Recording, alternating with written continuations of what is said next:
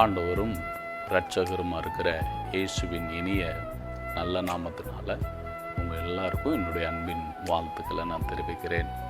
வேத புத்தகத்தில் எபிரேயருடைய புத்தகம் 2ஆம் அதிகாரம் 18வது வசனத்தில் இப்படிப்பட்ட ஒரு வார்த்தை சொல்லப்பட்டிருக்கிறது.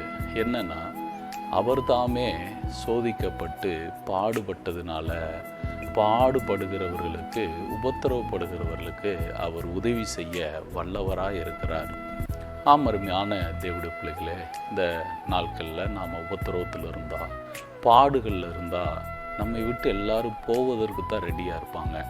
நமக்கு உதவி செய்ய யாரும் இருக்க மாட்டாங்க. நீங்கள் நல்லா இருக்கிற வரைக்கும் உங்கள் கூட இருப்பாங்க. எல்லாம் உங்களை புகழ்ந்து பேசுவாங்க. நீங்கள் ஒரு உபத்திரவத்தில் இருக்கிறேன், நீங்கள் ஒரு கஷ்டத்தில் இருக்கேன்னு சொல்லுங்கவே, யாருமே உங்களுக்கு உதவி செய்ய மாட்டாங்க.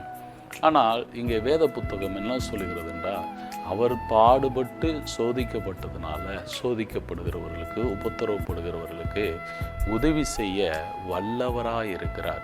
அருமையான தேவனுடைய பிள்ளைகளே, உங்களுடைய பாடுகளில் உபத்திரவத்தில் சோதனையான நேரங்களில் யாருமே எனக்கு உதவி செய்யலேன்னு சொல்லி ஒருவேளை நீங்கள் கலங்கி கொண்டு வந்தீங்கன்னா, இந்த வார்த்தை உங்களுக்கு தான் வருது. உங்களுக்கு ஆண்டவராகிய இயேசு கிறிஸ்து உதவி செய்து இந்த பிரச்சனையிலிருந்து, இந்த சோதனையிலிருந்து, இந்த உபத்திரவத்திலிருந்து உங்களுக்கு நிச்சயமாய் விடுதலை தருவார். God bless you. கர்த்தர் உங்களை ஆசீர்வதிப்பார். ஆமென்.